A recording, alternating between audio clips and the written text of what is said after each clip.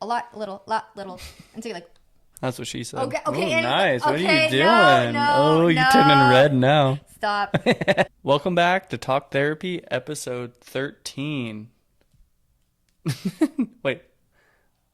I don't know. 13. 13. That's what that added up to.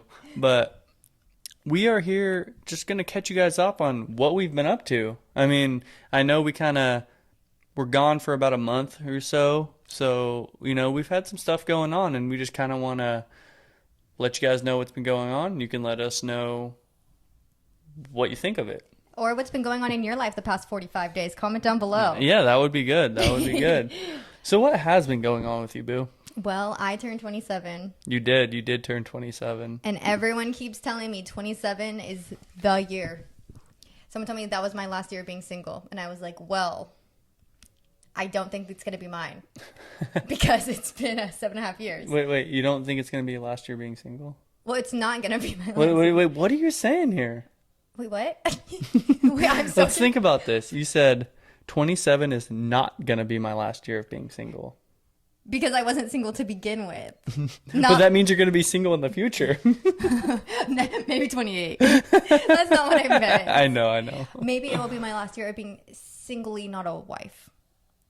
I don't even know how to wink. I loved the awkwardness in that. So yes, I turned 27, and I think on one of our last podcasts, we talked about that I was getting a tattoo, and to comment down below. Mm-hmm. None of you all made a guess. Like, come on, guys.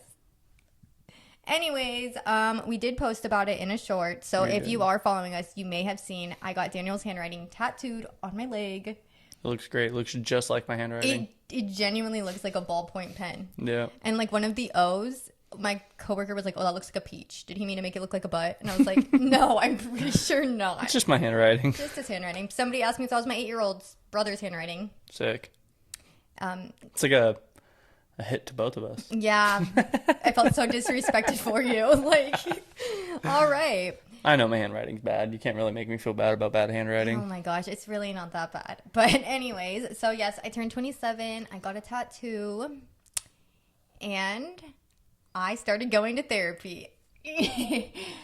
And honestly, it was long overdue because I started to not enjoy anything in life, including the things that I usually enjoy. So my supportive boyfriend over here encouraged me to get back into therapy. And although I was hesitant, I did. I mean, I feel like I can't just be the only person you talk to. I know. I feel like that could cause more issues than good sometimes. I know, and I feel like you need someone that's unbiased, out of the situation. And like, for example, like if we were having an issue, it's harder to see it objectively because you're involved. Yeah, for sure. But I'm doing that, and it's good. I was so scared to get to therapy because the last time I was in therapy, this lady just gave me this whole hypothetical that my clients are just going to bring knives. So, yeah, like, okay, what? It's hard for me to... It's just too much. It's just like, no offense to that nice lady. She's probably very nice. Extra offense. She's actually contributed to my PTSD. Yes. But what therapist is like, you got to be careful, everyone. I want you to be paranoid. Your clients could have a knife hiding and they can just get up and stab you. Like, who says that? Like, you don't say that to someone that's already struggling with paranoia.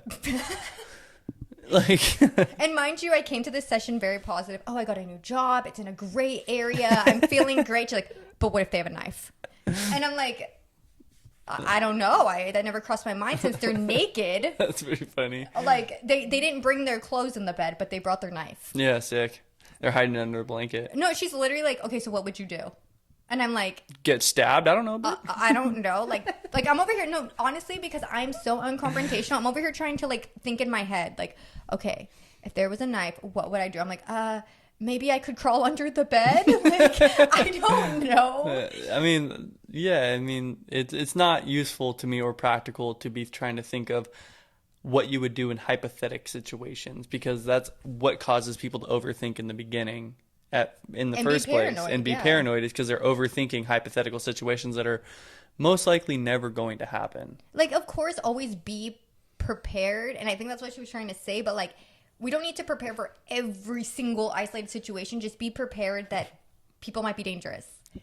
But like, okay, I'm sorry. Just real quick before I move on, like, can you imagine a naked person running through the lobby chasing me with a knife? Yeah, right. Like who wins in that situation? Or, Like, it's like you got to be ready. What if your client brings a spoon with some applesauce and they hide it in the bed and they just get hungry halfway through and want to eat their applesauce? Honestly, though, you know what I should have told this therapist? I'll just bring a knife too. We can have a whole knife fight. You know, you should have told her to be like, "Oh, that's perfect. I already keep a knife on me, so I'd stab him." You should tell him like, actually, when I'm with my clients, I already envision that anyway. So you're right on the money. I'm so glad that you brought that up because actually, I thought my thoughts were weird at first, but it's normal to think about stabbing people. No. Oh my gosh. And that's the difference between my new therapist and my old one. She confirms beliefs that aren't so far-fetched. I don't know. Anyways, so that's crazy. But I'm back into therapy and I'm feeling good. And I feel like the person you're with now is really good. She's really good. And for me, I like the type of therapist where it's like, I want them to tell me like if I'm right or wrong or give me a suggestion. And I just feel like a lot of times like, but what do you think? And I'm like, how does that make you feel? And I'm like, it makes the OG's therapist thing. I hate that. It makes me feel awful. That's why I'm here. Like even in some movies that we watch, what was it? Freaky Friday. Mm-hmm. You know when they switch bodies and the mom's a therapist or whatever, and she's just like, all right, I need you to go in, and all you got to do is ask them how it makes them feel the whole time. Like, see, it's like a thing. Mm-hmm. You know, it's like a trollsy thing that I feel like therapists get the brunt end of. Right. And I mean, I'm sure there's some people that really can't identify how they feel, and like that works for them. Yeah. But I understand what's wrong with me. I just don't understand how to fix it. And so the fact that I'll bring it to my therapist's attention, and she'll let me talk first just to make sure she's not putting words in my mouth. And she'll be like, okay, well, what do you think? And then I'll tell her, and she'll be like, And sometimes she'll be like, that's what I was thinking too. Or she'll be like, that's really interesting because what I thought it was. Mm-hmm. And then sometimes she'll tell me that and I'll be like, whoa, I think that is what it is. And I come to Daniel after my therapy sessions and I have all these realizations and it's good. I feel like it's going to help with multiple relationships in my life. Yeah, for sure. Because I feel like I'm just so hypersensitive to taking everything personally all the time. So it's easy to have conflict with multiple people. And then when I have conflict with multiple people, I'm like, wow, I'm just a bad person. You're kind of like Josh from the challenge. Okay. All right. He just came with all the jokes today. We went to the gym this morning, so he's feeling good. Yeah. Anyways, so yeah, that's good. I also feel like for those who've been here for a while, I do want to be a mom, and I think that I need to get my mind right before I try to raise a little mind. Right. So that's huge. But yes, going to therapy, turning 27, and the last thing that I would like to update you guys on is my car got hit while it was parked by the mailman. Our mailman, specifically. While she was going to be delivering our mail. Didn't get mail that day. But she was honest, and I can give her some respect for that. No, for sure. I mean, she was super cool. She's been on your side the whole time, even though she works for that company. And she's like, oh, like, it's all good. Like, she's like, we ain't gonna let them get away with it. Pretty much. She called her boss in front of me, and I was like, okay, so anyway, backstory. So my car, ever since I got it, the alarm just randomly goes off. Even like when I'm inside the car, and I don't know how to shut it off. It's crazy. Anyways, so I heard my car alarm was going off because I was inside the house, and I was like embarrassed. Like I was like, oh God, like I don't want to be that car. Well, like 2 seconds later, I hear someone pounding on our front door, and it's the mail girl. I see her on her camera, and I'm like, that's weird. Maybe she's just telling me that my car alarm's going off. Well, she told me that she hit my car. She goes, hey girl, so I like hit your car. Do you want to come see it? And I'm like, wow, she's so casual about it. But also like very honest. Yeah. And I don't know. You guys comment down below because I'm over here like on her side. Like, well, not on her side. She shouldn't have hit my car. But like, she's so honest. Like, that's enough for me. Everyone else is like, she knows you guys have cameras. She just didn't want to get caught. Like, no one is like supportive of the fact that she's just honest. People think she only did it because she was afraid she was going to get caught. I mean, honestly, I feel like she was just being honest. Whether that was the case or not, at the end of the day, she was still honest, so who cares? Like, some people would still try to get away with it. Yeah. And mind you, my car was, like, parked a little ways away, so I didn't even see her hit my car. Like, if she didn't tell me, I wouldn't have known. Yep. And so she comes, and I come out, and it's not terrible, but it's definitely noticeable. She scraped, like, the whole front bumper with her mail truck. I think she was trying to turn in too close. Yeah, I think she was trying to turn it too close too. Her story is she was avoiding a kid on their bike. Doesn't really matter. At the end of the day, same outcome. I didn't know that's what they called it nowadays. Oh, kid on the bike. No, I'm just kidding. Oh my gosh. Who knows? It could or could not be true. But anyways, so I look at it and I'm like, me just like, it's okay. Like she was honest. I was like, girl, you gonna get in trouble? Because if you are, like, we don't have to say nothing. Like, I feel like Daniel would have been like, why did you not report it? But she was like, oh, well, actually, I didn't even want to go to work today. So it's cool. Maybe they'll send me home. And I was like, oh, okay. Perfect. So we call them, or we don't call them. She calls them and they come and they make her ride in a different mail vehicle and make her ride away as a passenger. They like revoked her driving rights. Mm. And we don't get mail that day. And I didn't see her for like 2 or 3 weeks. And I was getting really concerned that she got fired. But we saw her and she's okay. And she said that they made her just watch videos of mail trucks hitting things. I don't know if they're trying to teach her what not to do. Hey, don't do this. See how that contacted with that? Avoid that. Because that's not good. Hit the brake. And, and so I'm talking to her and I'm like looking at her mail truck and there's like a scuff on the front bumper. And I'm like, oh my gosh, is that the truck that you hit me with? Yeah. And she's like, oh no, this is a different one. People hit things all the time. Yeah. Oh, okay. So yeah, currently dealing with that because even though it wasn't my fault, it's still my responsibility to report it to insurance and get quotes. And we're going to get them. Yeah. We just struggling. But anyways, I feel like that is the most exciting things that happened in my life. Besides that, I'm literally always at work. So let's hand it over to Daniel. What has been going on in Daniel's life? Well, the business that I started ended up, I was able to get a few jobs so far. It's slowed down a little bit, but I was able to get two commercial jobs. Mm-hmm. One was really, really good.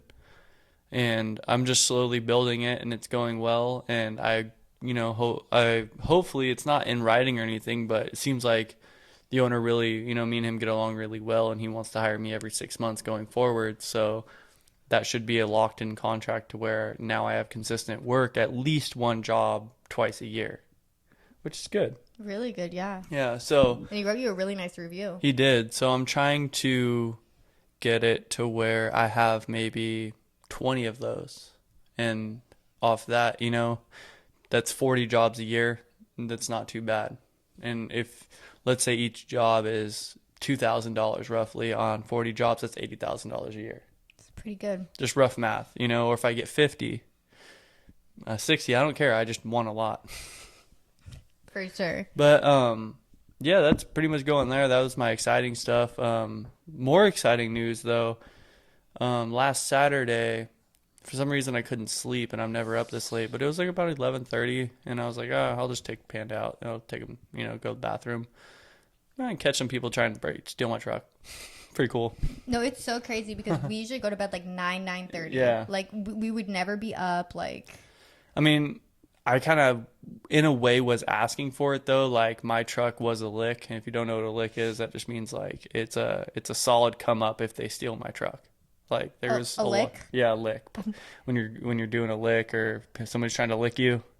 Like, it sounds weird, but if you, know what a lick is, it sounds normal. Like, that basically means someone's trying to rob you. Like, you got something. Ooh, you just told me some new lingo. Yeah, there you go. Okay, anyway, sorry. But, so, my truck was a very good target, and the area that it was parked was a very good area to be targeted because there was, nothing in the background. Like, I wasn't parked. One side was houses, one side was a huge parking lot. So, huge parking lot, not a lot of people to see you trying to steal my truck.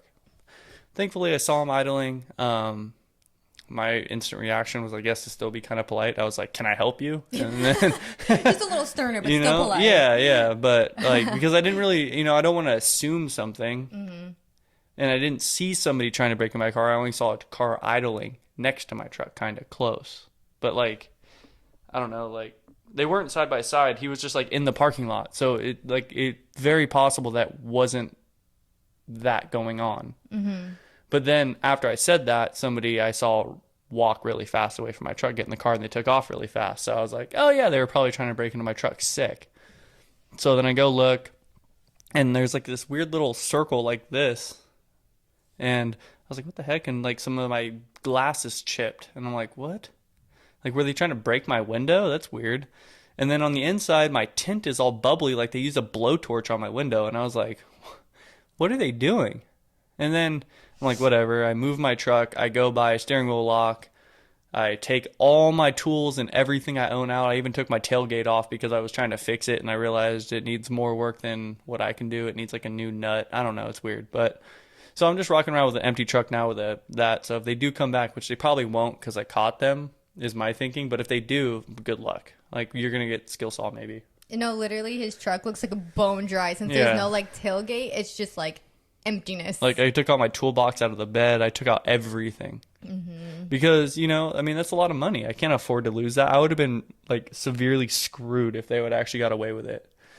Because, I mean, that would have been, like, way too much money that I can't afford. No, and that's the thing, is that's what I was telling you too, is like a lot of times it's if only I would have come out a couple minutes sooner. And the fact that you were able to come out that couple moments sooner, I mean, that's not only your truck, but that's your livelihood. That's how you make your money. And so that would have screwed you in more ways than one. And then you would have still had to try to pay for the damage, but you can't work because you don't have, like, it would have been a whole domino effect. And I'm just really happy that, I feel like a lot of things lately have been happening to me, but I feel like things are happening for us when we're starting to have this positive mindset. Like, that sucks that happened, but the world gave you this instinct that maybe I should just go outside. Like, I'm just trying to look at the positive of everything, and that could have turned out a lot worse than it did. No, for sure. I mean, I feel like I have a weird subconscious alerting of people trying to steal my stuff, because this has happened when I used to live with my mom a long time ago too. I couldn't sleep. I decided to sleep on the couch in the living room, and an idling truck woke me up, and I look out the window and they're trying to steal my Mustang that I had at the time. So I came out and I was like, I could obviously see it. So I was a lot more rude, and I was trying to break windows on their stuff and stuff like that and throw stuff at them. But oh, dang. Didn't know about all that. Because I knew they were trying to steal my truck. So I didn't have to, assume I saw it. For sure. But then they skirted off hecka fast too. But I don't know. I just have a weird thing about like feeling it. That's good though, and it's good that you listen to yourself. Yeah.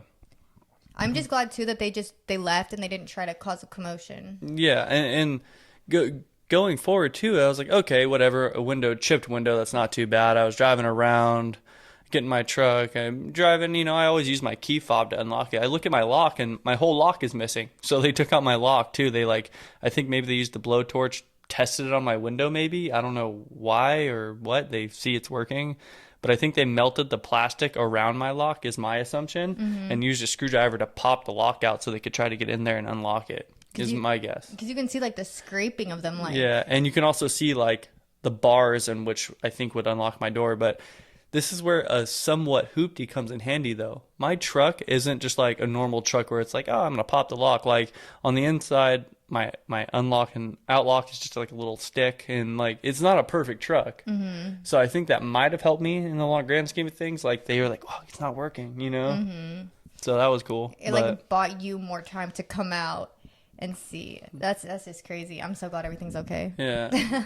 And then but yeah, that's about it. So I'm just gonna keep rocking it like that. I don't feel a need. I mean, I might have fixed it eventually, but if somebody, so they can't really steal my truck. They would have to have a lot of time and know how to break a steering wheel lock. And I bought a pretty good one. I mean, it was like $60 that I didn't have, but I, had to do it.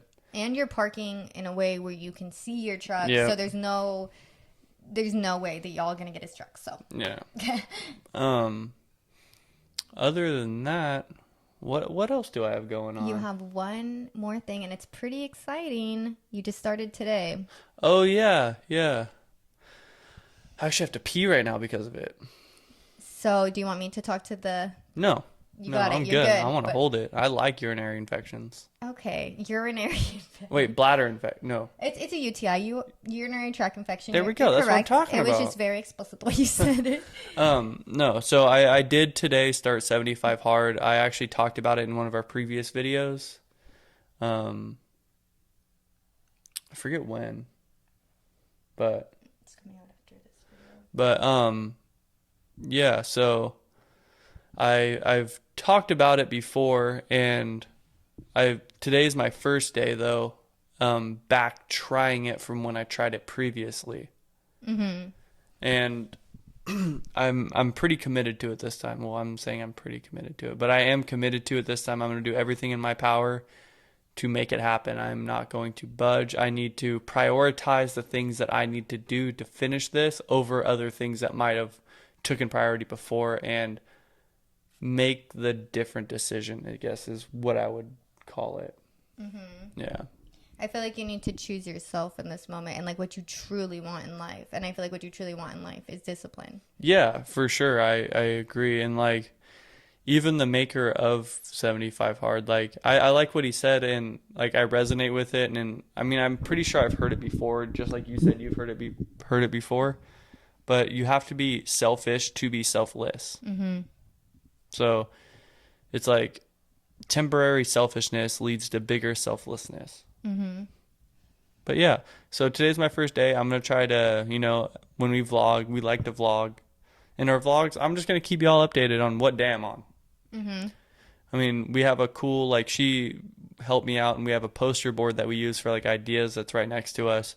I know you guys can't see it, but she just wrote down all the things that I need to do on a daily basis because I did buy the app. So they have Andy Frisella created a 75 Hard app that is $7, but it just helps you keep track, makes it easy. I figured, why not? Convenience is key. You said that. Mm-hmm. But she also wrote it on a thing, and she's just gonna put a little tick after every day that I do good. And if I don't do good, we start over with a new marker. Even on day 74, if he fails. Yep, it might suck, but that just means I'll have to do it for 148 days or whatever it is, 150 days, You'll be more motivated to maybe not mess up. Yeah, and I'll keep messing up on purpose on day 74, so I just have to do it for the rest of my life. There you go. Maybe that's a trick. But we did film a vlog for you guys that's coming out on Friday, so you'll see us kind of getting into everything and getting our healthy lifestyle back. Yeah. We went grocery shopping. We did. We went grocery shopping, and we worked out. This was my first time working out in like 2 months, and I was dead. Yeah, it was a good workout though. Honestly, like that was a really good workout. But that walk, dude, like 20 minutes in, I was just like, I wanted to be over.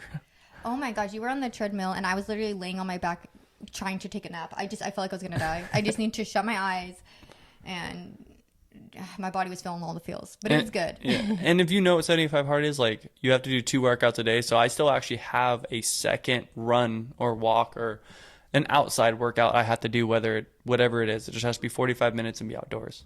And that's the thing is our workout, because what is it called? HIIT? Yeah, like yeah. So I do HIIT. So even though it's really quick, it's really intense. So I feel like I got a good workout, but he still had another half an hour that he had to walk to fulfill that. So that's why I was laying down and he was on the treadmill. Even though I probably should have cooled down, done a little walk. I no. You said no nap time. Not right now. And I didn't bring water. And the drinking fountain upstairs is. You're right. The downstairs one is the good one. Oh, yeah. All right, yeah. But it, like, tricks you because it's, like, a lot, little. And so you're like...